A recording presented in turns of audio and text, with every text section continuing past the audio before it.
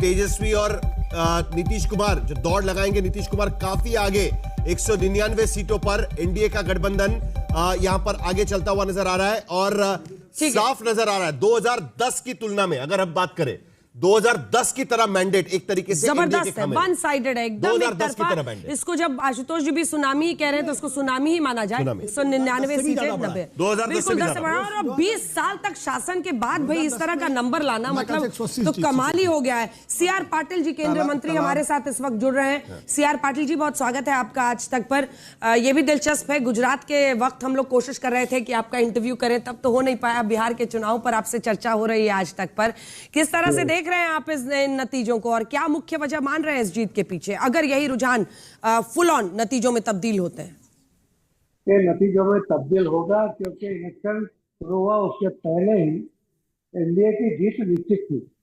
160 plus सीटें आएगी वो भी निश्चित था। मगर इस जो इलेक्शन का महत्व है वो ये है कि जो बिहार जो पूरे देश में एक ऐसा स्टेट है कि जहाँ पर ज्ञाति के आधार पर ही वोट होता है। ऐसा जो आज तक का उसका जो पैटर्न रहा उसमें बदलाव आया है। कई लोग ऐसे मानते थे कि कुछ वोट तो हमारे जेब में उनकी जेब में खाली रह गई है और यहाँ पर जो मोदी साहब का मंत्र है एक ज्ञाति के आधार पर नहीं, डेवलपमेंट के आधार पर, विकास के आधार पर वोटिंग होना चाहिए, ये यहाँ पर प्रदर्शित हो रहा है। माननीय प्रधानमंत्री श्री नरेंद्र मोदी साहब और मुख्यमंत्री श्री नीतीश कुमार जी के जो डबल इंजन सरकार में जिस तरह से डेवलपमेंट हुआ, जिस तरह से युवाओं के लिए योजना बनी, जिस तरह से महिलाओं के लिए योजना, इसलिए मैंने ऐड कर दिया था कि एंटी इनकम्बेंसी के बावजूद उनके काम हुआ ये हमको देखने को मिल रहा है। और जब एंटी इनकम्बेंसी की बात करते हैं तो जो जिसको लगती है 4 बार उधर में देखो 6ठी बार वहाँ सरकार बनी है, क्योंकि Bharatiya Janata party political party होने के नाते इलेक्शन तो जरूर लड़ती है, सत्ता प्राप्त भी करती है और सत्ता प्राप्त करके वो सेवा करती है। इसी के कारण एंटी इनकम्बेंसी की नेगेटिव इफेक्ट उस पर नहीं आती और यही बात बिहार में भी रिपीट हुई है।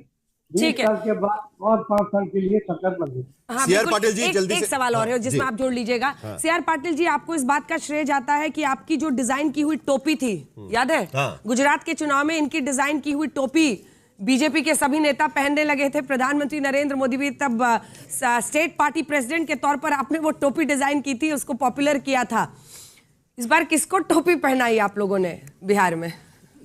देखिए, बिहार में कोई टोपी की आवश्यकता नहीं थी क्योंकि मतदाता खुद ही ये जो अलग अलग पार्टियां थी, महागठबंधन की पार्टी, उनको टोपी पहनाने के लिए वो तैयार बैठे थे। इसके लिए हमने कोई टोपी पहनाने की कोशिश भी न की, न कोई टोपी डिजाइन की।